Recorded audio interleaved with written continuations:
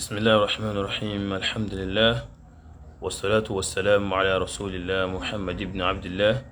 وعلى آله وأصحابه ومن والاه أدعوكم الله سبحانه وتعالى أترك يلون وأتيك يلون فالنبي محمد صلى الله عليه وسلم أتفهم على الصحابة الكرام رضوان الله عليهم لا يلي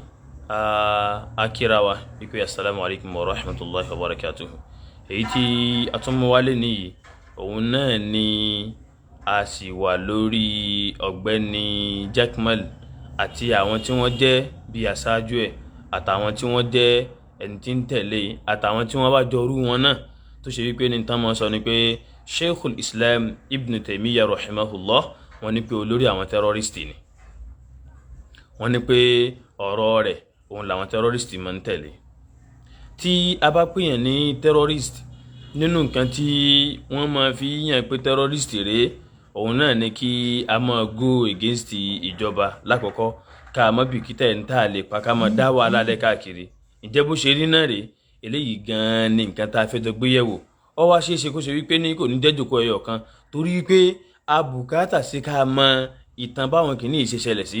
kó lè bá yé wa pé àwọn ará bí yìí òpùrọ́ lọ́pọ̀lọpọ̀ wọn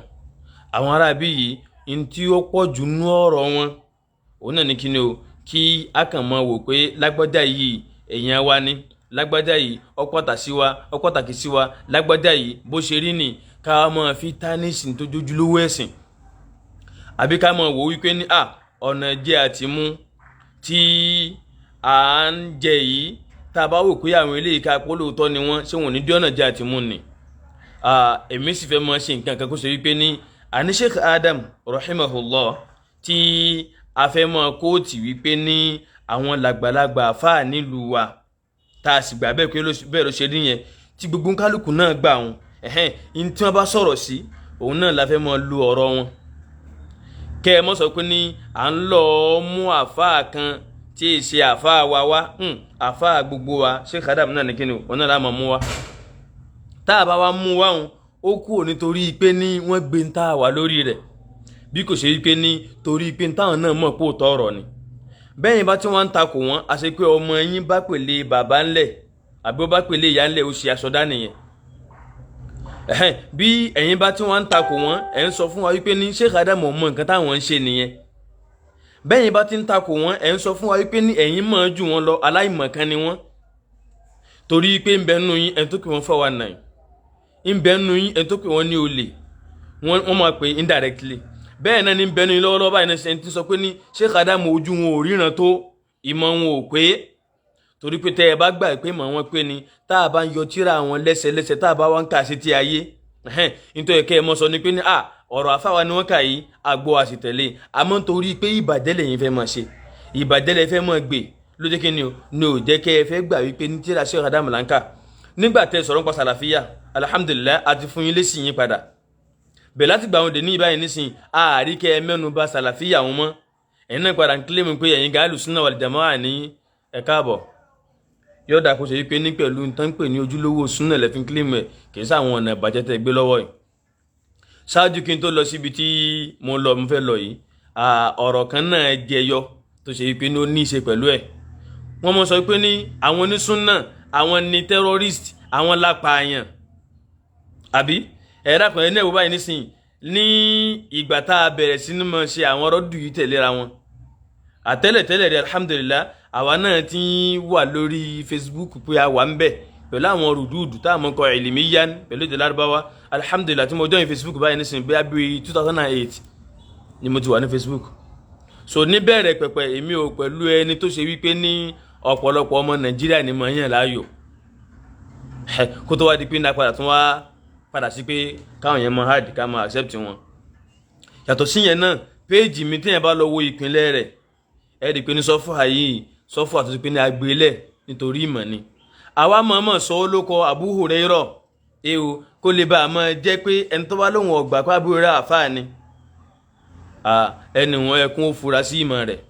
man ittahama Aba Hurairah fi hifdhihi wa ilmihi wa sahabiyyatihi wa zuhdihi gbogbo ẹni yòówù tó bá ń lọ sọ pé ní tara Abu Hurairah níbi ìmọ̀ rẹ̀ níbi káhán kan níbi ìjẹ́sọ̀ hábà rẹ̀ níbi ìráyésá rẹ̀ níbi àánú ọlọ́run tọ́lọ́ ṣe fún fatahimuhu fi islamihi ìsìláàmù rẹ̀ gan-an òun ní kẹ́ ẹ fura sí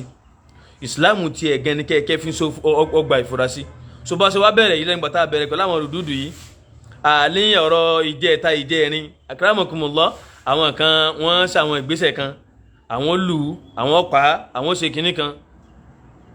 tó bá ṣe pé ní súnà ni wọ́n á ní pé nínú ṣe wọn nù ni. níjẹta mò ń bọ̀ láti Jẹ̀bú Òde tí mo lọ ṣe program ẹnìkan nu wọ́n pè mí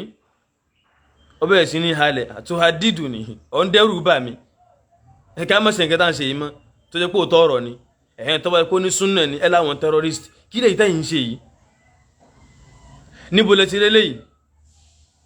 bẹ́ẹ̀ àìwá mọ iye bẹ́ẹ̀ tó jẹ́ pé ẹ ti ṣe síwájú walilahi alhamd ọlọ́run ni ọba tí a dá ọpẹ́ fún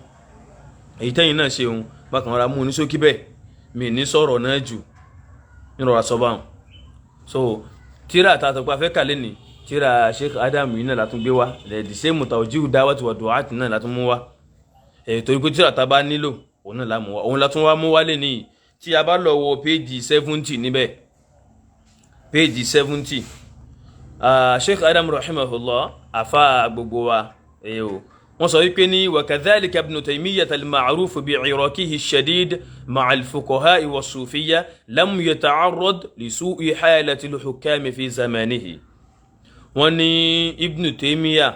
tá a mọ̀ pẹ̀lú ìbáraẹnijà tó ní agbára ìbánijà ìtakoni tó ní agbára tó le tó ní pẹ̀lú àwọn al-fuqaha àwọn onífíkíù ẹ̀dá wí mọ́ ṣe wí yìí wọ́n sùfíyà pẹ̀lú àwọn onísùfí eléyìí dẹ̀ rí fáwọn ètò pé bó ṣe rí yẹn náà tá a bá júlẹ̀ pé pẹ̀lú àwọn sùfí yẹn apá kan nù àìsọ̀rọ̀ nìkún náà bẹ́ẹ̀ tá a bá júlẹ̀ pẹ̀lú àwọn onífíkíù apá kan nù àìsọ̀rọ̀ nìkún náà bẹ́ẹ̀ torí kí ló fà Ibn Taymiyyah pẹ̀lú àwọn fuqaha ní tí máa ṣe ni wípé ọ̀rọ̀ àwọn tó síwájú ẹ lọ wò ó wò ẹni tí wọ́n mọ káfá tí wọ́n Ibn Taymiyyah pé ó khalafa ó yapa àwọn kan bí ọ̀rọ̀ kan ẹ lọ wo tó máa jẹ́ kò ń sí ọ̀rọ̀ rẹ̀ ọ̀rọ̀ àwọn tó síwájú ẹ̀ ni mo ti ṣe léyìí dáadáa ọ̀rọ̀ àwọn tó síwájú ẹ̀ ní máa gbà wá pé lágbádá sọ báyìí mo dẹ̀ rí pé lásìkò yìí o mo fara mọ́ ti lágbádá yìí sọ ẹ ní gbọ́ láyé kó sọ pé nǹkan tóun sọ lélẹ́yìí tá a bá ní àyè síbẹ̀ a máa fọ̀rọ̀ yẹn gùn wọ́n sùfíyà wọ́n ní pé ó ní ìjà tó lágbára pẹ̀lú àwọn onísùfí ǹjẹ́ bẹ́ẹ̀ ló ṣe rí lóòótọ́ Ibn Taymiyyah pé ń sùfí sí iye kan àwọn tí wọ́n wọ́ tìjú nínú wọn àwọn tí wọ́n jẹ́ onítayọ àlà nínú wọn àwọn tí wọ́n jẹ́ eníwà àwọn tó ṣe wípé ní in tí wọ́n gbé lọ́wọ́ ní tó tako ìsìláàmù nínú wọn àwọn ní Ibn Taymiyyah ní ìjà pẹ̀lú àwọn ni ó bá wọn fa wàhálà wípé ní tẹ́ gbé lọ́wọ́ yóò rí bẹ́ẹ̀ kò wá sóhun nìkan bí àwọn Ibn Arabi kìí sóhun nìkan ló pè ní kèfèrí kódà àwọn tí wọ́n jẹ́ Maturidiyya ọmọlẹ́yìn Ash'ari àwọn náà pè Ibn Arabi ní kèfèrí so lásìkò tí báyìí nísìnyí nítorí nǹkan tó gbé lọ́wọ́ tá a lè mọ ìyà síbẹ̀ tá a bá kọ́ bá àwọn eléyìí dà àti pé agbọ́dọ̀ yẹn bá ṣe yẹn yìí bàbá sọ pé ní lam yata'arrad li su'i halati al-hukam fi zamanihi nígbà rẹ̀ nígbà Ibn Taymiyyah wọ́n sọ wípé ní kódà kò ṣẹlẹ̀ rí wípé ó wá lọ tako olórí pẹ̀lú àìdá tí wọ́n bá ń ṣe bó lórí bá jẹ́ olójoro tó lórí bá jẹ́ onítayọ àlà Ibn Taymiyyah ò fọjọ́ ayé kankan tako wọ́n rí ẹ mọ̀ gbọ́ wọ́n ní rọ́wà fi kitabihi as-siyasati ash-shari'iyya nínú tí Ibn Taymiyyah kan tán pè ní siyasa shari'iyya wọ́n lọ gba àwọn ahadisi wa ń bẹ ẹgbọ́ ṣé ó gba àwọn ahadisi wa ní àbọ́dàkọ àwọn ahadisi táwọn àfáà tó síwájú rẹ̀ gbà wá Ibn Taymiyyah ò lè gba hadisi wa yóò ó máa kóòtì hadisi ni Ibn Taymiyyah pẹ̀lú rọ́wí ó máa kóòtì hadisi ni yanusul haditha yóò kóòtì hadisi ni ipe ní Ànábì sọ pé ní inna sultana zillullahi fil ard Ànábì sọ wípé ní àwọn lọ́ba àwọn ìjọba yìí bòjí Ọlọ́run ni wọ́n lórí ilẹ̀ ó tún ní wa yuqal Ibn Taymiyyah sọ pé náà mọ́ sọ wípé ní situna sana min imamin ja'ir aslahu min laylatin bila sultan wọ́n nínú àṣà tí Ibn Taymiyyah sọ pé àwọn tó síwájú àwọn ọmọ sọ ní wípé ká lò 60 years lábẹ́ olórí tó jẹ́ olójoro ọ̀dà púpọ̀ jù ká lo ọjọ́ alẹ́ kan lọ láì ní ṣe kí ni o láì ní olórí Ibn Taymiyyah tẹ̀síwájú ó ní kama nusiba ila al-Fudayl ibn Iyad wa Ahmad ibn Hanbal wípé ní wọ́n tún ṣàfitẹ̀ sọ́dọ̀ àfáàtà pé ní al-Fudayl ibn Iyad àti Imam Ahmad ibn Hanbal pé àtàwọn míì náà wọ́n sọ wípé ní law kanat lana da'watun mustajaba lada'awnaha lis-sultan. Wọ́n ní pé táwọn bá ní àdúrà kan tó dá wọn lójú pé Ọlọ́run ó gbà á àwọn tó bá jẹ́ olórí àwọn làwọn ọba máa fi ṣàdúrà náà fún. Ẹ dákun ẹ máa gbọ́ o, ẹ wọ́n máa bá a béèrè lọ́wọ́ Jaqmal àtàwọn tó jẹ́ aṣíwájú wọn àtàwọn tí wọ́n ń tẹ̀lé àwọn náà wípé ní tàwa ni tẹ́rọ́rìsì gan báyìí. Tírà táǹkà náà rè Tawjihu Da'wati wa Du'a page 70. Bàbá Sheikh Adamu sọ ń bẹ̀ wípé ní Ibn Taymiyyah o kò ṣe kí ni o kọ̀ pẹ̀lú ẹni tí máa ń rí sí mistake táwọn olórí àbí àìdá tó lórí bá ṣe kò ní sọ̀rọ̀. Ó dẹ̀ tún wá gba hadith wá wípé ó wà nù hadith tá Nábì sọ bẹ́ẹ̀ ó tún wá gbọ́rọ̀ àwọn tó jẹ́ sálàfù wá gẹ́gẹ́ bí nǹkan sọ lẹ́ẹ̀kan pé ní in tí mọ kóòtù láyé rẹ̀ ọ̀rọ̀ àwọn tó síwájú ẹ̀ ni kètí ìtàn o. Sheikh Adamu wá ní pé ní law kanat hadhihi al-ahadith min ghayri Ibn Taymiyyah tó bá ṣe pé àwọn ahadith yìí ká ní pé ń tọ́ yàtọ̀ sí Ibn Taymiyyah ló bá gbà wá ni la humila alayha ma'awil tafnid àwọn dígà tá a mọ̀ fi wó nǹkan àmọ́ tá a mọ̀ fi wó nǹkan lulẹ̀ òun làwọn ọba yọ sí ẹgbọ́ lita yídi hazulm torí pé ọ̀ràn àbòsí lọ́wọ́. Bẹ́ẹ̀ sì ni ìpìnlẹ̀ lọ́dọ̀ àwọn onísúnnà wal jama'a Abu Ja'far Tahawi nínú al-Aqida Tahawiyya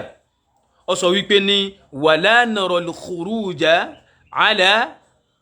wulati umurina wa injaru a nírí kò pẹ̀lú opinion wa wípé ní ká má wá jáde against àwọn tó bá jẹ́ olórí wa pé a fẹ́ gba ìjọba lọ́wọ́ wọn a fẹ́ pa wọ́n wa injaru kódà kí wọ́n ṣe òjòrò ìpìlẹ̀ onísúnnà nìyẹn. Ẹ dákẹ́ sọ fún wa ẹni tí ó jáde sọ̀rọ̀ sóhun ló máa set treason against the government. Iná ní tí Adamu rẹ̀ Sheikh Adamu sọ pé ní kò ṣẹlẹ̀ rí nínú ayé rẹ̀ bó ti ṣe wípé ní ó tako onísúfí bó ti ṣe wípé ní ọba àwọn àfá onífíkì wọ ìyá àjà ń pa ọ̀rọ̀ ọmọ kò ṣẹlẹ̀ rí wípé ní ìjọba kan wá bẹ tó wá jẹ́ ìjọba burú tó wá tako tó wọ́n wá ní pé ní torí pé ní ala hinin anna al-Ghazali wa Abdul Qadir al-Jilani wa Izzuddin ibn Abdissalam min kibari sufiyya. Wọ́n ní nígbà tó ṣe wípé ní àwọn àfáà bíi Imamu Abu Hamid al-Ghazali àwọn ulama ul kalami nù ni wọ́n ṣe lé ní wa Abdul Qadir al-Jilani àti Abdul Qadir al-Jilani tí Adamu sọ bẹ́ẹ̀ tí àwọn èèyàn gbà wípé ní òun ló dá tọ̀ríkọ̀ Qadiriyya lẹ̀ wa Izzuddin ibn Abdissalam àti àfáà àtàpẹ̀ ní Izzuddin ibn Abdissalam. Wọ́n láwọn eléyìí min kibari sufiyya inú àwọn àgbàlagbà onísúfí ni wọ́n. Waqafu mawqifa la'iqatin bihim wọ́n dúró láwọn ààyè kan tó tọ́ sí wọn ma'a khulafa'i zamanihim pẹ̀lú àwọn tó jẹ́ olórí inú ìgbà wọn. Ọgọ́ báyìí nísìn fil inkari alayhim ká mọ takun tán bá ṣe ìpín tí lágbẹ́dá ṣe yí ọ̀dá. Àtíyàn bá sì wò lóòótọ́ náà tẹ́ ẹ bá sì fura sí lóòótọ́ ẹ rí pé títí dè níyì eléyìí gan ló jẹ́ adopt ìròrí tọ́pọ̀lọpọ̀ àwọn àfáà náà dàgbà lé lórí ilẹ̀ wa ń bí. Kó lórí ọ sọ̀rọ̀ kí wọ́n bu èpè rẹ́ wọn kí wọ́n sọ̀rọ̀ òdì sí wọn kí wọ́n sọ̀rọ̀ burúkú sí wọn. A máa ti wà nínú ìjọba tó ṣe wípé ní ìjọba sọ̀rọ̀ bó ṣe wù ọ́ la wà lọ́fà tí irun kan báyìí fi ń lọ. Ìpìlẹ̀ nínú súnnà òun náà ni wípé ní lọ́dọ̀ àwọn onísúnnà òun náà ni kí ni o a kì í ṣe irú nǹkan bẹ́ẹ̀ tọ̀ wọ́n ní Ibn Taymiyyah ò ṣe ṣẹ́ni tí ó wá ṣe yìí láwárí kanú ṣe rẹ̀ láyé wípé ó wá instigate terrorist. À ń bọ̀ wá àti parí o à ń gbọ́ wọ́n ní billahjati shadida pẹ̀lú ìsọ̀rọ̀ tó le. Ẹ dákun sí ọ̀rọ̀ tọ́rọ̀ kọ́ lọ́lọ́run fi rán Nábì Musa sí Fíráúnà náà ni ó ní wa qula lahu qawlan layyina olórí ọba lẹ́ ń lọ ọba yìí aláṣẹ lẹ́ ń lọ ọba yìí qula lahu qawlan layyina ọ̀rọ̀ tọ́rọ̀ ni ẹ bá sọ. Àbádámọ̀ sọ pé àwọn tá a wí yìí wọ́n dúró tí wọ́n lọ́rùn billahjati shadida pẹ̀lú sọ̀rọ̀ tó le. Ẹ dákun tó bá sọ̀rọ̀ tó le ńjọ́ kan kí ni ó lè tara wọn jáde kí ni ó lè tara wọn wù. a sì ń bọ̀ wá o gbogbo àwọn tí wọ́n ń ṣàfitì pé tẹ́rọ́rìstì ni wọ́n lé ní táyé mọ̀ wọn tẹ́rọ́rìstì ń àmọ́ wá mú wọn ní ẹyọ kọ̀ọ̀kan lẹ́yọ kọ̀ọ̀kan àti ìpínlẹ̀ ibi tí wọ́n ti wá wípé èwo nínú wọn gan ni òní tírẹ́tì súfì nínú kò fẹ́ẹ̀ sí nínú gbogbo àwọn tí wọ́n padà instigate terrorist nínú ayé yìí tẹ́ ń darí wọn sọ́dọ̀ Ibn Taymiyyah àtẹ́yìn sọ pé náà tako súfì yìí kò séyìí kankan nínú wọn tẹ́ bá tírẹ́sì ìpínlẹ̀ rẹ̀ tí òjò ní súfì nínú wọn. à ń bọ̀ wá táwa ní Ibn Taymiyyah rahimahullahu ta'ala nínú ayé rẹ̀ o kó tó di pé mo lọ síbí ẹjẹ ń fẹlẹ́ yìí náà kún wípé ní nígbà táwọn adákọ̀ àwọn àgbàlagbà súfì yẹn ẹja tó wá bọ́ sínú àwọn àṣàírọ̀ náà ká bọ́ sínú àwọn tó jẹ́ àṣàírọ̀ táwọn ará bí máa ń pariwo wípé àṣàrí làwọn Málíkì làwọn nínú àwọn àṣàírọ̀ wọn tọ́ Imam Nawawi rahimahullahu ta'ala ó láwọn gbà wá láti ọ̀dọ̀ àfa al-Qadi Iyad ẹni tó bá gbọ́rọ̀ dù tí Jákèmálù ṣe fún mi nígbà tí mo kọ́ sọ̀rọ̀ ni ẹni tó bá gbọ́rọ̀ dù tó ṣe nígbà tó sọ gbá ní pé sálàfí magariba sálàfí masharikọ àwọn kan tí ò sínú tàn àgbá kan àwọn kan tí ò fẹsẹ̀ múlẹ̀ tẹ́nìkan kò wínú àwọn akọ̀tàn ayé tọ̀ nígbà tó ń sọ̀rọ̀ ni ó wá ní pé al-Qadi Iyad nínú àwọn àfa àwọn ní Ash'ari ní Sufi ní tọ̀ al-Qadi Iyad yẹn rèé o ẹgbọ́n tó wí ó ní ajma'a al-ulama ala anna al-imamata la tan'aqidu li kafir ó láwọn àfa òní mímọ̀ wọn panupọ̀ wípé ní ká jọ lórí ká jẹ́ aṣíwájú fáwọn èèyàn kò lẹ́tọ̀ fún kèfèrí ṣẹ̀rí báyìí wa ala annahu law tara alayhi al-kufr àti wípé ní tá a bá wá yan olórí kan tí wà kèfèrí bá padà wá jẹyọ lára ẹ̀ in azal a yọ sọ̀kalẹ̀ ẹgbọ́ kò lẹ́tọ̀ káwọn yan kèfèrí ní olórí tó túmọ̀ sí pé ní Nàìjíríà tàwa ibáyìí nísìnyí gbogbo àwọn ìlú táwọn kìrìsẹ́nì bá ti lọ jẹ́ tá a bá tẹ̀lé ọ̀rọ̀ àwọn Qadi Iyad nínú àwọn àfa àwọn àṣàírọ̀ tá a bá tẹ̀lé ọ̀rọ̀ àwọn onísúfí àfikà sí kíni o àfikà lọ yẹ wọ́n dànù torí wọn lẹ́tọ̀ọ́ bẹ́ẹ̀ tá a bá lọ yẹ wọ́n dànù ni kíni ìtumọ̀ rẹ̀ sáà ti di terrorist ta ni wọ́n ń pè sí di terrorist báyìí à ń bọ̀ wá àti ìparí àfa tá ń pè ní At-Taftazani nínú tírà tó pè ní Sharhul Maqasid àfa yìí náà ń pè ní kíni o Sa'aduddin At-Taftazani ó ní an imamil haramain al-Juwayni látọ̀dọ̀ imamu haram méjì tá ń pè ní al-Juwayni àfa yìí náà àfa àṣàyírọ̀ lọ́wà ó ní wa idha jara walil waqt tí olórí ìgbà tá a bá wà tó bá sòjóró ẹ mọ̀ gbọ́ wa zahara zulmuhu tí àbòsí rẹ̀ tún wá fojú hàn wa ghashmuhu àti èrú rẹ̀ tóun náà dàrú sí wa wa lam yanzajir hina zujir tán bá tún wá palẹ̀ tán bá tún wá kìlọ̀ fún tí ó bá wá gbọ́ ìkìlọ̀ tí wọ́n bá wí tí ó gbọ́ níbi àwọn iṣẹ́ ibú tí ń ṣe fali ahli al-hilli wal-'iqdi at-tawatu ala khali'ihi ó ní àwọn tán bá jẹ́ elétò ìgbìmọ̀ ó di dandan lọ́rùn wọn wípé ní kí wọ́n wájọ fi kún lukùn kí wọ́n fi mọ̀ ṣọ̀kan pé kí wọ́n yẹ dànù kí wọ́n yọ kó mbẹ́ walau bi shahri al-asliha kódà kó ṣe pé wọ́n bá yọ nǹkan jàjáde náà ni terrorist ti dé báyìí nísìnyí ẹ dáhùn sí terrorist ti dé báyìí wa nasbil hurub kódà kó ṣe pé àbá sọ ọdọgun náà ni eléyìí tá a wúyẹ wa nù Sharhul Maqasid volume ẹlẹ́ẹ̀kejì page 272 níbi tí àfa At-Taftazani tó ti ṣe kí ni o tó ń gba ẹ̀gbà wá látọ̀nù Imamul Haramain al-Juwayni ká tuntun wíjú padà wípé ní bí olórí ìgbà tá a bá wà tó jòrò rẹ̀ bá hàn tábòsí rẹ̀ pamọ́ tá a kìlọ̀ fún tí ò gbọ́ àwọn tó bá jẹ́ onígbìmọ̀ tẹ̀ẹ́kótó kí wọ́n wá fi ikùn lukùn kí wọ́n pe mítìnì kí wọ́n pe bíríkótó lórí báwọn ó ṣe yọ kódà kó ṣe pé ní asliha àwa yọ weapon jáde náà ni wa nasbil hurub kódà kó ṣe pé tí ó bá dogun náà ni ẹ gbọ́ tí ó bá ṣe kí ni tí ó bá dogun adẹ̀kánú àkídàtọ̀ àwíyà lẹ́ǹkan wípé ní wala narul khuruja ala a'immatina wa wulati umurina wa injaru àwọn olórí wa àwọn aláṣẹ wa ààrí onísúnná gbà wípé àmọ́ ṣe kí ni o àmọ́ wa máa lọ ogun against wọn àwa yọ̀dá sí wọn kódà kún ó sòjóró wala nanza'u yadan an ta'atihim ní yọwọ́ pa tẹ̀lé wọn mọ́ àmọ́ rí pé ìtẹ̀lé wọn inú tẹ̀lé àṣẹ Ọlọ́run ni ẹ mọ̀ gbọ́ òkè tí ìparí o ó ní àtún àmọ́ ọbẹ̀ ọlọ́run ọba fún wọn àmọ́ ṣàdúrà fún wọn. so láàyè yìí ní tiwa mọ̀rọ̀ Ibn Taymiyyah wá ní ṣókí lákọ̀ọ́kọ́ náà ọ̀rọ̀ rẹ̀ pọ̀ gan tó sọ lásìpẹ̀tì yìí àmẹ́jẹ mú kan wá nínú Minhaju Sunnah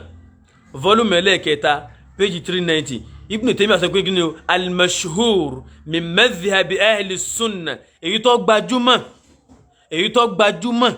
nínú ìlànà àwọn onísúnnà ni pé annahum la yarawna al-khuruja ala al-a'imma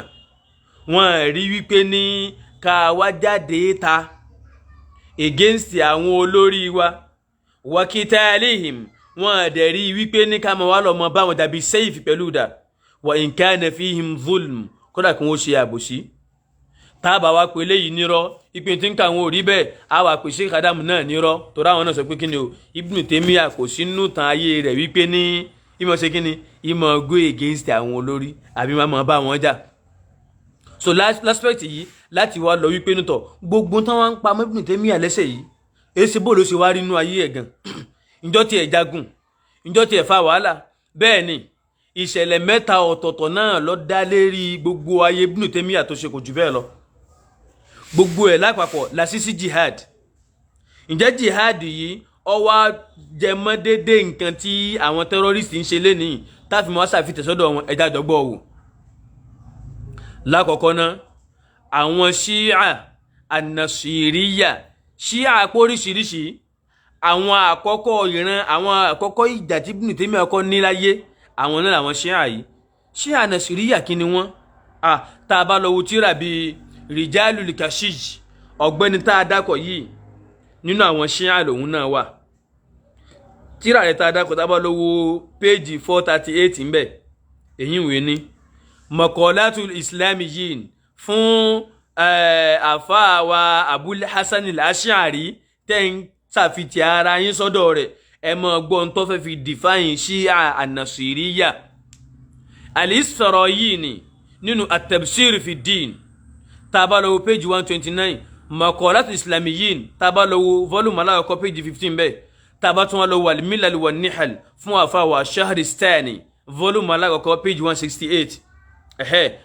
tabalowo àwọn tíra taka yìí a wà rí pé ń bẹ̀ ní wọ́n ti ń define pé tán Nasiriyya àwọn tí wọ́n ń tẹ̀lé ọ̀gbẹ́ni tán pè ní Muhammad ibn Nasir al-Fihri an-Numayri àwọn tí wọ́n ń tẹ̀lé yìí wọ́n rí pé ọ̀gbẹ́ni yà nẹ́bí Ọlọ́run ni torí pé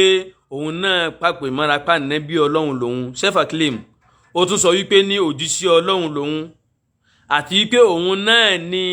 ọ̀gbẹ́ni tán pè ní Ali ibn Muhammad al-Askari táwọn ṣí àgbà wípé ní ó wà nù Sirdab ó wà nù àjàalẹ̀ tí ó padà jáde wá jagun ẹ̀rí báyìí nísìn òun rí i pé olóhùn lẹ́ni yẹ pé òun ti padà dé torí kí ló fẹ́ léyìí yàrá tanasukh wal-ghuluw àtanasukh lọ́gbàgbọ́ kí ni wọ́n ń pè ní tanasukh ká mọ̀ sọ wípé ní ẹ̀mí tó kú yìí kò kú o bọ́dì ló kú ẹ̀mí òun bọ́ sínú bọ́dì míì ni gẹ́gẹ́ báwọn Sufi ti gbàgbọ́ ó ṣeé ṣe kọ́pọ̀lọpọ̀ àmọ́ ti gbọ́n tá a fẹ́ wí rí àbí kó jẹ́ tuntun létí wa àmọ́ wallahi alazim nígbà táwa náà fi ń ṣe Sufi láti gbọ́rù nǹkan báyìí lẹ́nu àwọn tó jẹ́ ṣéhù wa wípé ní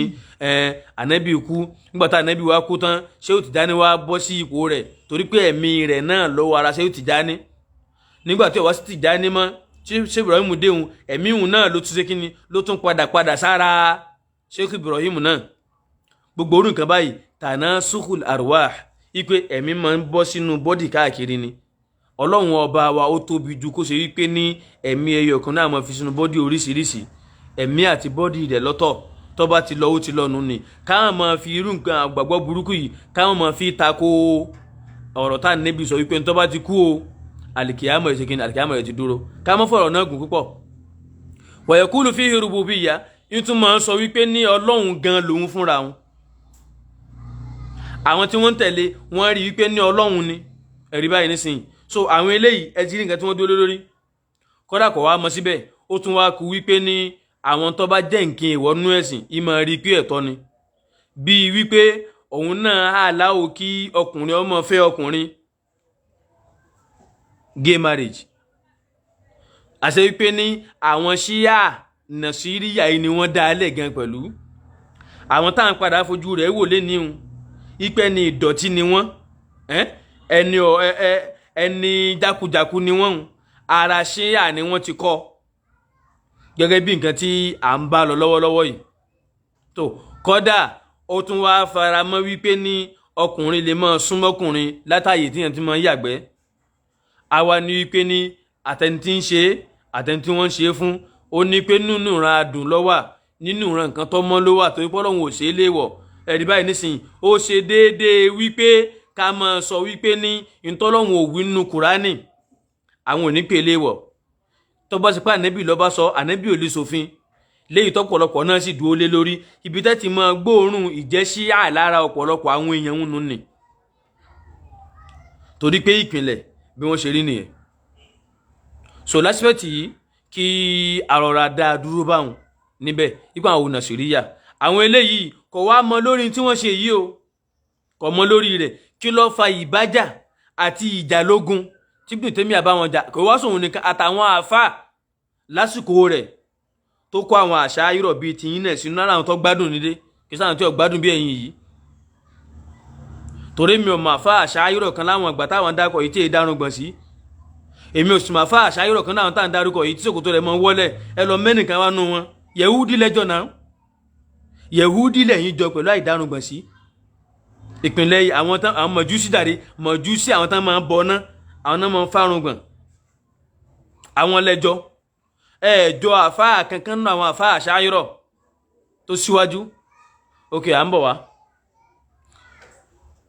kí wá gangan ni tó wá fà tán fi wájà wọn lógun in tó fà ní pé ní wọ́n lọ ṣe ta'aluf ìlẹ̀díàpò papọ̀ máwọn àtàtàr àwọn Mughul yìí àwọn náà ni wọ́n wó ìjọba Islam ní Baghdad kó tó di pé àwọn Ibn Taymiyyah dé kó tó di pé ní ìjọba ẹ̀sìn padà di asuru mamalik ìjọba lọ́ba tó ń kálukú wá ń di àyè rẹ̀ mú tó ń kálukú dúró ibi tóun náà bá wà tó ń kálukú padà wá ń lo ọ̀tẹ̀ ẹ̀sìn máa fi bára wọn jà tàwọn Ṣíà yìí wálẹ̀ nígbà tí Ibn Taymiyyah dé ó dàgbà sínú àwùjọ asuru mamalik tá à ń sọ yìí ni àwọn kan máa ń criticize ẹ̀ wípé ní kọ̀yọ́kọ́ máa gbèjà àwọn yẹn ipe torí pé ní al-immatu min Quraysh àwọn tí wọ́n máa jẹ́ aṣíwájú wa nínú ìdílé Quraysh ni wọ́n ti máa jáde wá gẹ́gẹ́ bí nǹkan tá Ànábì sọ àmọ́ àfáà dúró lórí wípé ní àwọn Quraysh wádà wọn sì mọ̀ kò síjọba lọ́wọ́ wọn mọ́ àwọn tí wọ́n wà ń gbòòrò báyìí nísìn àwọn táwọn náà gbé iṣẹ́ yẹn dání náà lágbọ́dọ̀ ràn wọ́n lọ́wọ́ tó téèyàn bá fẹ́ mọ ìjàmbá tí Ṣíà ní fún mùsùlùmí àtijọba Islam kó padà sí tírà bíi i'anatu rawafidati tatar ala al-muslimin àmọ́ wá ká àwọn tírà bíi Tarikh ibn al-Athir Tarikh ibn al-Athir volume ẹlẹ́ẹ̀kejìlá page 137 sí page 153 ẹ lọ kà ń bẹ̀ wọ́n sọ fún yín pé ní sí àwọn Rọ́fídọ̀ ìrànlọ́wọ́ tí wọ́n ran àwọn tàtàrù lọ́wọ́ ni wọ́n fi ṣe kí ni o náà fi gba ìjọba Islam tí Holaku Khan tó fi rí Baghdad wọ̀ láti wá pa khalifa mùsùlùmí gbà yẹn gbogbo àwọn maharimu wọn àwọn àyè wọ̀ táwọn obìnrin wọn wà gbogbo ẹni wọ́n bàjẹ́ owó Islam gbogbo ẹni wọ́n gbà nítorí ìrànlọ́wọ́ wàzírù wọn ní náà ni wàzírù tẹ́lẹ̀ yíyàn tí wọ́n mọ̀ wípé ní Rọ́fídọ̀ ní nínú àwọn Rọ́fídọ̀ wọ́n celebrated sí yìí oríire ni wọ́n rí sí ká tún lọ wo al-Bidayatu wan-Nihaya volume ẹlẹ́ẹ̀kẹtàlá page 86 sí page 91 ká wá lọ wo Rawdatul Janna lil Khawansari yìí nínú àwọn Rọ́fídọ̀ ló wà àwọn ni wọ́n máa rí pé nǹkan dùnú ló jẹ́ fáwọn Rawdatul Jannat lil Khawansari page 578 ń bẹ̀ ẹ̀rí ń bí ń bẹ̀ ike bó ṣe rí nìyẹn tàbá tán lọ wo Minhaju Sunnah volume ẹlẹ́ẹ̀karùn-ún page 155 ibẹ̀ lẹ́ẹ̀tì rí wípé ní àwọn Ṣíà Rọ́fídọ̀ wọ́n ti ran ẹ̀tẹ́ ẹ̀sìn lọ́wọ́ lórí ẹ̀sìn tipẹ́tipẹ́ bọ̀ wá kò ń ṣe láyé Ibn Taymiyyah nìkan nígbà tó wá dásìkò wọn yìí àsìkò Ibn Taymiyyah wọ́n tún wá lọ ṣe irú nǹkan pẹ̀lú àwọn Tatar against àwọn mùsùlùmí nígbà tí Tatar fẹ́ wá wọ Damshaq wá ní ìgbà tí jíra Nábì di 699 àmọ́ adúpẹ́ fọlọ́hun tó lo Ibn Taymiyyah lásìkò ní gẹ́gẹ́ bí àfáà tó wà ń bẹ̀ àtàwọn àfáà tó kù náà tí wọ́n dúró tán ìpè láyé ẹ̀ ní ríjọba yìí gbà ẹ̀ ní wo Islam tó wà ní Damshaq lọ́wọ́lọ́wọ́ ẹ̀ ní rí wó lulẹ̀ torí pé nígbà tá a wí yìí hamlatu sọ̀lìbíyà crusaders ti dìde crusaders tó dìde yìí nínú àwọn tí wọ́n fèsì wọn làwọn àfáà Búṣẹ́rí tọkọ búrídà wà. Mo mọ̀ wípé ní ẹ mọ̀ kílèmù wípé ní oní ádàbù níyín wallahi bẹ́yàn bá katira ádàbù dáadáa tó dẹ̀ yé tí ẹ ṣe pé à ń lọ ka lùbábùlà ádàbù tá a kàn fi ṣe beginning tá a fi ṣe stepping stone ẹ má fi lùbábùlà ádàbù ṣe stepping stone ni ẹ má wàá dúró lórí ẹ̀pẹ́ ti katira ádàbù tán ẹ tún tẹ̀síwájú táwọn tíra míì ẹ rí i pé táwọn wíyì bó ṣe rí nìyẹn táwọn ulama'ul ádàbù bá kọ́ lẹ̀ ó ṣe déédéé nǹkan táwọn ulama'ut tarikh àwọn akọ̀tàn náà kọ́ lẹ̀ ni. tó Ibn Taymiyyah wá dìde wọ́n gbìyànjú wọ́n jà wọ́n lógun wọ́n lé wọn padà àkọ́kọ́ ogun Ibn Taymiyyah rèé o. so wọ́n dá àwọn tàtàrù padà wọ́n ṣẹ̀ wá lọ fèsì àwọn ṣíyà yẹn ipe èyí ṣe tẹ́ ẹ ṣe báyìí ìjàmbá náà pẹ̀lú nǹkan báyìí alhamdulillah adẹ̀wákà lọ́jọ́ wo nínú tàríkhul Islam fi Nàìjíríà nígbà tá à ń sọ̀rọ̀ nípa abẹ náà pé nínú nǹkan tó fà táwọn Ibn Fodi ẹ̀sẹ̀ kíni o tán fi ń pa àwọn tí wọ́n jẹ́ mùsùlùmí àkókò wọn ni wípé wọ́n ní wọ́n ń lọ wá láwọn kèfèrí wọ́n bá àwọn kèfèrí ṣe. ọwọ́ sọ ń bẹ̀ yìí pé ní ọmọ Ibn Fodi ẹ̀ àfa Muhammadu Bello ó ní pé ní gbogbo ẹni yòówù tí ń bá ń lọ bá kèfèrí ṣe tí ó bá mùsùlùmí ṣe ní ittifaqan ó ní pé ní wa ta'lamuna anna man wala al-kuffara duna al-mu'minina bighayri tuqya fahuwa mithluhum kitaban wa sunnatan wa ijma'an. Al-Islam fi Nigeria lónìí tàtúgbé lọ́wọ́ yìí o péjì 129 bẹ́ẹ̀ ó ní pé ní Muhammadu Bello sọ wípé ní ẹ̀yin náà sì mọ̀ wípé ní kí mùsùlùmí máa ṣe wọléwọ̀de ìbásọ̀rẹ́ pẹ̀lú àwọn kèfèrí against mùsùlùmí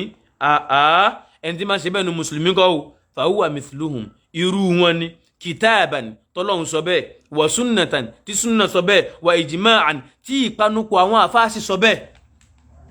ẹja fi kún láyé náà wípé ní a ṣe wípé ní ìjà tí Ibn Taymiyyah jà pẹ̀lú àwọn tàtàrù yìí ọlá pé ìjọba ìsìláàmù ń bẹ láyé wọn ìjọba ìsìláàmù ni wọ́n fi dáàbò bò torí pé ẹni tó wà lọ́ba ń gbà wọn kò ní Jamaluddin Aqush al-Afram ni wọ́n jọ lọ gẹ́gẹ́ bí nǹkan tí àáfàá wa Ibn Kathir tó sọ sínú tírà tó pè ní al-Bidayatu wan-Nihaya. so yíyún lákọ̀ọ́kọ́ táwọn tàtàrù lẹ́lẹ́ẹ̀kejì tó bá wọn jà nígbà tí jíra di 700 wọ́n bá wọn jà nígbà tí làbárí kárí wípé ní àwọn tàtàrù ń bọ̀ ayáwó Damsak àáfàá wa dìde láti Sham ó wá sí Egypt ń bí ó wá ń bá àwọn tí wọ́n kù lórí ń bẹ̀ wípé ní ẹ mọ́ wòran tó bá ṣe wípé ní àwọn tó wà ní Sham táwọn wà tí wọn ò bá tẹ̀ sí lábẹ́ ìjọba ní tán bá jẹ́ mùsùlùmí lásán tán bá ní ẹ̀rọ àwọn lọ́wọ́ sẹ̀dínà àwọn lọ́wọ́ ni ó wá gbìyànjú ọkọ̀ lẹ́tà ẹni tó bá sọ̀rọ̀ ẹni tó pè sákèésí gbogbo wọn náà fi dìde papọ̀ wọ́n fi wá lọ fèsì àwọn ọ̀tá ẹ̀sìn yìí. ẹ dákun ṣe eléyìí pẹ̀lú nǹkan tá lè pè ní tẹ́rọ́rìstì sí tó bá ti pẹ̀lú àti pé ní ìdájọ́ búlàndà nìyẹn tó bá ṣe wípé ní ìfèsì àwọn ṣíà tó fèsì ṣíà pẹ̀lú pé wọ́n ran kèfèrí lọ́wọ́ against mùsùlùmí lẹ́bàá nítorí ẹ pé ní tẹ́rọ́rìstì àṣepinnu wọn àtàwọn àáfàá àṣàírọ̀ tí wọ́n jọ ṣe gbogbo wọn tẹ́rọ́rìstì lápapọ̀. kámọ́ wí báwọn ẹlẹ́ẹ̀kẹta nínú gbìyànjú ẹ̀ tó ṣe òun náà ni jihadu ahlil bid'ah wal munkarat àwọn oníbídíà bíi tìyín àwọn aládàádálẹ̀ ìjà wọn lógun tó jà wọn lógun kìí ṣe ogun dá ogun ọ̀rọ̀ ọmọ ní kájọ fi ìmọ̀ ara wa wípé ní tọ́lọ̀ wíta nẹ́bí rẹ̀ wíri táwa náà ń bá yín fà lọ́wọ́lọ́wọ́ tẹ́ fi ń dekú tẹ́ ń dejò sí wa ìta náà ń bá yín fà lọ́wọ́lọ́wọ́ tẹ́ fi ń dìde pé àfikẹ́ ẹ pa àfikẹ́ ẹ lù àfikẹ́ ẹ hàn lè mọ̀ ọ̀rọ̀ ìmọ̀ là ń bá yín sọ ẹ mọ̀ wá pé wà ń tẹ́rọ́rìsì torí ọ̀rọ̀ ọmọ àtọ̀rọ̀ ẹnu tá à ń sọ fún yín àmọ́ ìwà tẹ́rọ́rìsì ọwọ́ yín ló wà ẹ̀yin lẹ́ ń pímọ̀ ogun ẹ̀yin lẹ́ ń gbìmọ̀ ọ̀tẹ̀ ẹ̀yin lẹ́ ń sáré bẹ́ẹ̀ ṣe pa wá bẹ́ẹ̀ ṣe máa lù wá bẹ́ẹ̀ ṣe máa lé wa kó nù ìlú táwa ní tẹ́rọ́rìsì nínú àwa àti yín ló jẹ́ kí n tún pe jákèmọ́lù náà pé kó tún wá gbọ́ eléyìí tayọ gẹ́gẹ́ bí ìbéèrè tí mo ní fún un àtàwọn tó kù náà náà tí wọ́n jẹ́ èèyàn rẹ̀. so láàyè yìí Ibn Taymiyyah rahimahullah ogun tí ọba àwọn ará bí yìí wọ̀ lọ́fà tó ń kálukú wọn fi ń dìde tí wọ́n fi ń ṣe kíni o tí wọ́n fi ń dìde pẹ̀lú àwọn oríṣiríṣi ọ̀rọ̀ bú tí wọ́n ń sọ àmọ́ gbogbo tí wọ́n sọ òun náà lórí irọ́ ni. Ó wá bá wọn wọ ọ̀rọ̀ yìí nígbà tó bá wọn tàtàrù jagun, àwọn olórí ìlú ó tì í mẹ́wọ̀n. Nígbà tó bá wọn ṣíà jagun, àwọn olórí ìlú ó tì í mẹ́wọ̀n. Nígbà tó wá kọ ìbàjẹ́ táwọn tán pera ní mùsùlùmí wá ń ṣe, bí ká mọ lọ bọgi, ká mọ bọ̀pẹ̀, ká mọ bọ sàárè ṣékù, ká mọ ra àwọn àfáà níri ẹni tó ṣe pé wọ́n gbọ́dọ̀ sọ̀rọ̀ táwọn gbọ́ tá gbọ́dọ̀ yí padà tó ń kálukú yín náà ṣe lé nìyí. Tẹ́ mọ̀ rí pé àfáà wa ń wọ̀gbẹ́ tẹ́sì mọ̀ wọ́ tẹ̀lé wọn. Tẹ́ mọ̀ rí pé ìntàfà sọ yìí òdo ló wà ń bẹ̀ tẹ́sì mọ̀ tẹ̀lé wọn bẹ́ẹ̀. Ẹ àmọ́ nígbà náà ẹni tí wọ́n wí òun ṣé kò sí mọ̀ ń bẹ̀ ni, ṣé kò sí mọ̀ ń bẹ̀ kọ́ là ń sọ fún yín, ṣé mọ̀ wà ń bẹ̀ tẹ́lẹ̀tẹ́lẹ̀ náà? Ṣé ìmọ̀ wà ń bẹ̀? Ìntà ń ṣe yìí ká mọ sáfù interest àwọn àfáà wa aburú gidigidi ni o, ká mọ fi gbòòtọ́ ọ̀rọ̀ mọ́lẹ̀. Kò ṣe ń tó tako ká ṣàpọ́nlé onímímọ̀, àmọ́ ká mọ wá tako òótọ́ ọ̀rọ̀, ká mọ tako odidi ẹ̀sìn, aburú gidigidi ni. Tó nǹkan tí Ibn Taymiyyah àṣẹ lẹ́yìn gbogbo àwọn oríṣiríṣi ìbàjẹ́ tó wá kọ òun, eléyìí náà wá dìde á ló ti tako àwọn, tọ̀hún náà wá dìde á ní ọ̀gbà tàwọn. Torí ẹ̀yin náà bẹ́yìn náà ṣe wà nú ayé lónìí, tẹ́yìn náà bá ní kápá àti fìyàn sẹ́wọ̀n ẹ̀ ṣe. Ẹ̀yin tẹ́ ń fi ìbọn léyàn káàkiri, ẹ̀yin tẹ́ ń fi ohun tẹ́ ń fi ń dààmú yàn káàkiri, tẹ́ ń pín yàn tẹ́ ń ṣépè, tẹ́ ń pín yàn tẹ́ ń ṣépè, tẹ́ ń pín yàn tẹ́ ń sọ nígbà náà pé ẹ̀tẹ́ bá mú ẹ̀ ṣe léṣe. Sẹ́yìn òun lẹ́ni ìkápá ìjọba lọ́wọ́ tẹ́ ní fẹ́ fi sẹ́wọ̀n. Kódà ìfisẹ́wọ̀n tẹ̀ tún kò ní yẹ̀yìn la tó bí kẹ́ ẹ tiẹ̀ pa wọn rárá. Àfáà wa Al-Bazzar Abu Hafs Umar ibn Ali tọkọ tírà ta pè ní Al-A'lamul Aliyya fi Manaqib Ibn Taymiyyah rahimahullah. Ó ní wípé òun lọ bá ṣéhù ní ọkàn pé akramakumullah, èé ṣe tó ṣe wípé nípa ìpìlẹ̀ ẹ̀sìn ká mọ ìròyìn Ọlọ́run, ká mọ kí ni ẹ̀tọ́, ká mọ kí ni ìpìlẹ̀ ọ̀rọ̀ ẹ̀sìn, ká mọ kí ni ìgbàgbọ́ wa nípa Isra wal Mi'raj, ká mọ kí ni ìgbàgbọ́ wa nípa mu'jizatu Rasul, ká mọ kí ni ìgbàgbọ́ wa pẹ̀lú àwọn tó bá jẹ́ mùsùlùmí tó jẹ́ pé ẹlẹ́ṣẹ̀ ni wọ́n, ká mọ kí ni ìgbàgbọ́ wa pẹ̀lú ọ̀rọ̀ àbàtàlì Jánnà, ká mọ kí ni ìgbàgbọ́ wa pẹ̀lú kẹsọ̀rọ̀t, ká mọ kí ni ìgbàgbọ́ wa pẹ̀lú ìbéèrè inú sàárè àti màláíkà kú. Lẹ́ ń dún nímọ̀ lọ́pọ̀lọpọ̀ jù, òun lẹ́ ń tẹnu mọ́. Ẹ wá fi àwọn ọ̀rọ̀ ọmọ àgbọ́yé tó kù lẹ̀. Àwọn olóhùn abikó kí ló fà á? Àfáà ni oníwà tẹ̀síwájú pé akramakumullah, ká ní pé bímọ yìí ṣe pọ̀ tó yìí, ẹ bá wa lọ jẹ́ kó ṣe wípé ní ọ̀rọ̀ fíkú ilẹ̀ bá ń sọ ni àwọn èèyàn ṣàǹfààní bẹ̀ púpọ̀. Ó ní ẹ mọ̀ gbọ́ o, ma qallada al-muslimu fiha ahda al-ulama'i al-muqalladina jaza lahu al-amalu bi qawlihi.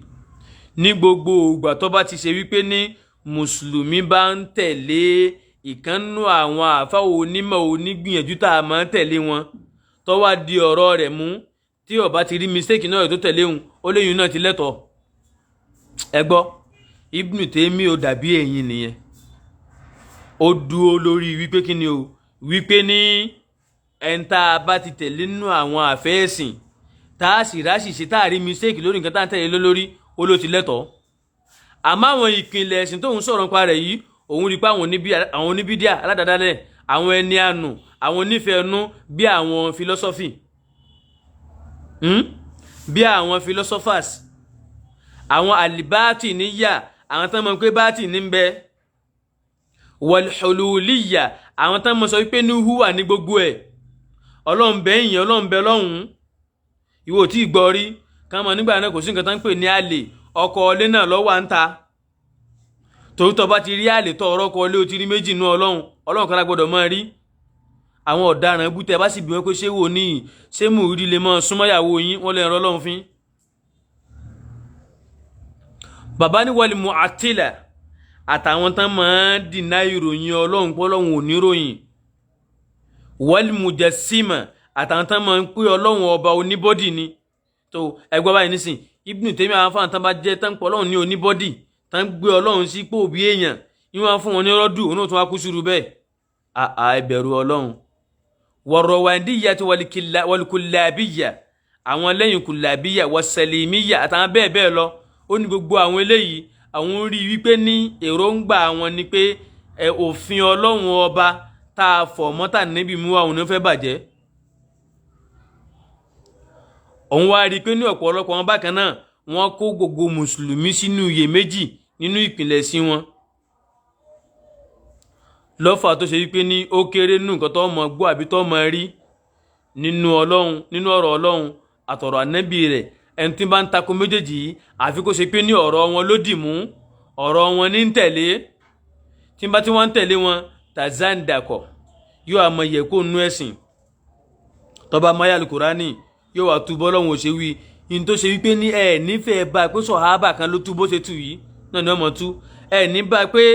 ọmọlẹ́yìn àwọn sọ̀hábà kan mọ́ kí sọ̀hábà kan ló tú bó ṣe tú yẹ ní bá bẹ́ẹ̀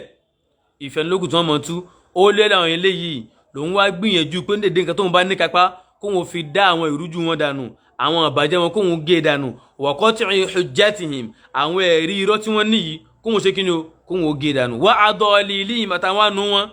òun fẹ́ fi bìlà dọ̀tí kúrò lójú ọ̀nà tọ́lọ̀ ń gbé fànẹ́bí wa Muhammad ojú ọ̀nà mímọ́ yìí ni àti súnà tó lálàáfíà wala wallahi ma ra'aytu fihim ahadan mimman sannafa fi hadha ash-sha'n wa da'a uluwa al-maqam illa wa qad sa'ada bi madmun kalamihi fi hadam din al-islam. Bàbá ní pé àwọn ọ̀rẹ́ nìkan kan náà tán mọ́ kọrú nǹkan báyìí tó ṣe wípé ní ọwá sọ̀rọ̀ lásìpẹ̀tì kan tí wọ́n sọ òun kódà kọ́ àwọn nígbà náà àgbàlagbà fá lòun onímọ̀ lòun àfi kó ṣe pé nù tíra rẹ̀ ẹ̀ẹ́dì nǹkan tí ọmọ fi dẹ ẹ̀sìn wo wọn nírú nǹkan báyìí lójókùn wọn kó lásìpẹ̀tì pé òun fẹ́ máa gbé madhhabi kan kalẹ̀ àbí òun fẹ́ máa gbé ìròrí kan kalẹ̀ tí ọmọ wa bá Ọlọ́run wí ànábì rẹ̀ wí mu táwọn yóò máa tẹ̀lé lẹ́yìn òun eléyìí ló fa ọ̀pọ̀lọpọ̀ ohun tí òun bí sí pẹ̀lú ẹ̀ ipe àlójúlówó ìsìláàmù yẹ dáadáa padà síbẹ̀ báwọn tó síwájú wa ti ṣe nítorí pé terrorist náà kò jù bẹ́ẹ̀ lọ lẹ́yìn mẹ́ta ta kálẹ̀ yìí wípé ọjà wọn Ṣíà Nàsíríyà lógun ọjà tàtàrí lógun ó sì dúró tán against ẹ̀yin tẹ́ ẹ jẹ́ oníbídíà lẹ́yìn mẹ́tẹ̀ẹ̀ta yìí ẹ lọ mú nǹkan míì wá tẹ́lẹ̀ ti pè ní terrorist tó bá wá ṣe wípé ní àwọn fàtáwà rẹ̀ tí wọ́n bá wá ń lò síbi tí ó yẹ ni a ṣe wípé ní ó yẹ ká mọ̀ pé Ìsìlámù náà ní Ahmadiyya torí pé ní Gulam Ahmad yóò múnú Kùránì yóò lò bó ṣe wù ú kódà ó yẹ kíyàn mọ̀ sọ wípé ní Ìsìlámù náà dáa tó nígbà táfà súlò ń kíjì wá tó fẹ́ tú Nasọ̀fà wálímọ̀rì wátà ó ní Nasọ̀fà wálímọ̀rì wátà Ṣéhù Kàmálì Ṣéhù Ádámù ẹ̀wùbí tó lọ ń sọ̀rọ̀ ṣẹ́wù tó ń tú sí. So kò sẹ́ni tí ó máa bọ́ sínú ọ̀rọ̀ tí ò ní máa mú un tọ́báwò láti máa fi ṣèbàjẹ́ àmọ́ inshallah lẹ́yìn tèmi yìí à ń padà bọ̀ suspect yẹn láti wá ṣe kíni o láti wá máa sọ ìpìlẹ̀ àwọn ìra ilẹ̀ ọkọ̀ọ̀kan onísúfì ni wọ́n nípìnlẹ̀ ayé wọn gbogbo onísúfì tí máa ń pọ̀ onísúnnà ní tẹ́rọ́rìstì ìṣe ni wọ́n ń parọ́ torí pé ara yín ni wọ́n gbàdàgbà ẹ̀yin náà lẹ́sìn tọ́ wọn sòkòrò wọn ó dá wa sí à ń bọ̀ wá bẹ̀ inshallah eléyìí tá a wí a ti kọ́kọ́ fi júlẹ̀ gẹ́gẹ́ bí ìbẹ̀rẹ̀ ọ̀rọ̀ wa wípé oníṣẹ́ àdámù náà fúnra wọn kọ́ wọ́n ń sọ nú ọ̀rọ̀ wọn wípé ní Ibn Taymiyyah o àwọn ò rí nú ọ̀rọ̀ ayé ẹ̀ rí kò sì ṣẹlẹ̀ rí wípé ní wọ́n mọ̀ against the government tí ó bá ti against ẹ̀ ìlànà onísúnnà nù ní lọ́fà tó ṣe wípé nínú protest ẹ̀ ní rí onísúnnà ń bẹ̀ ẹ̀yin ara yín náà lẹ́wà ń bẹ̀ nínú ká mọ̀ bú olórí ìlú ká mọ̀ pé ẹ̀ sí òfò ní eléri ibú ni yín nínú àwọn tó jáfa àyàn ọmọ kí oyin náà mọ̀ ṣerú nǹkan báyìí so gbogbo àwọn nǹkan wọ̀nyí tẹ́ fi ń pèyàn ọ̀rọ̀mọ́tí níbi dá ìhá ni àìsàn tí ń ṣe yín lẹ́fẹ́ bọ́ kó lọ́rọ̀ àìsàn ẹlòmíì àmọ́ ìtàn ni ó yanjú ẹ̀ láàrin wa ọ̀rọ̀ táwọn tó síwájú wa kọ́ọ́lẹ̀ àti bá ti sáyé òun náà yanjú ẹ̀ tó bá sì pé bá wá lẹ́rìí mi ẹ lọ kó ẹ̀rí wa nínú tíra tẹ́ ẹ bá ti kà á wa nahnu lakum bil mirsad abẹ́lá subhanahu wa ta'ala kọ́mọ́ sí wa lọ́nà àtàwọn àti wọn àtúntún sọ àwọn oníjà pẹ̀lú yín kò sí nǹkan kan tá a fẹ́ fìjẹ ẹnìkan kan yín ṣe àmọ́ ẹ mọ́ bẹ̀ẹ̀ sì jẹ́ máwọn èèyàn lọ́wọ́ láti máa ṣiṣẹ́ pẹ̀lú pé walitakun minkum ummatun yad'una ila al-khayr wa ya'muruna bil ma'ruf wa yanhauna 'anil munkar tẹ́ ẹ bá dẹ́yìn lé nípa àwọn àbàjẹ́ yẹ fílẹ̀ wallahi nahnu ikhwanukum ọmọ ìyá yín ni wá àṣàláyìn mọ́jọ ọmọ ìyá yín pẹ̀lú àwọn kan tẹ́ gbé lọ́wọ́ yìí náà àmọ́ déédéé ń tẹ́ ẹ bá fi gbádùn nú ẹ̀sìn láti mọ̀ bá yín lò abẹ́lọ́run fún yín kọ́lọ́run ó ṣíjú yín sí dáadáa kó sì ràn yín lọ́wọ́ láti gba òótọ́ ọ̀rọ̀ abẹ́lọ́run fáwa náà pé kọ́lọ́run ó ṣàánú wa kọ́mọ́ sì wá lọ́nà àfáà wa Abdulhakeem Kutubi ọmọ sọ̀rọ̀ kan wọ́n ní pé tó bá ṣe pé ń ta wà lórí èyí òun bá ní ìmọ̀nà ọlọ́run mọ́sá fàwọn tó kù náà mọ̀nà káwa ní táwọn bá wà lórí ẹ̀ bá ní mọ̀nà ọlọ́run fàwọn náà mọ̀nà sí díẹ̀ àmọ́ tó dá wà lójú táwọn mọ̀ ní wípé ní sọ́dọ̀ wí ànábì rẹ̀ wí àti káàká tó wà nínú àkọọ́lẹ̀ àwọn tó síwájú tí nǹkan kan ò bò tí ò sí rọ́ńbẹ̀ ẹ̀yin náà mọ̀ wípé ní ẹni tí ń tú fẹ́ẹ́nu torí kó lè bá a jẹ àwọn èèyàn àtẹni tí ń tú kó lè bá a yọ yẹn kó ń bí oko jíjẹ wọn ìyàtọ̀ ń bẹ láàrin méjèèjì àtẹ̀yìn tí a jẹ́ ọmọ ìyá ẹ̀yin tẹ́ máa ń pè wá àtẹ̀yìn tí a jọ ń ṣe program báyìí náà tájọ́ máa ń wò jazakumullahu khairan abẹ́lọ́n kọ́lọ́ mọ́ sí wa lọ́nà kọ́lọ́ sáà lókùn ìmọ̀nà fún wa hada wa subhanaka allahumma bihamdik ashhadu an la ilaha illa ant astaghfiruka wa atubu ilayk naam tó ẹ má jẹ́ ká gba ìpè kankan assalamu alaikum wa rahmatullahi wa barakatuhu.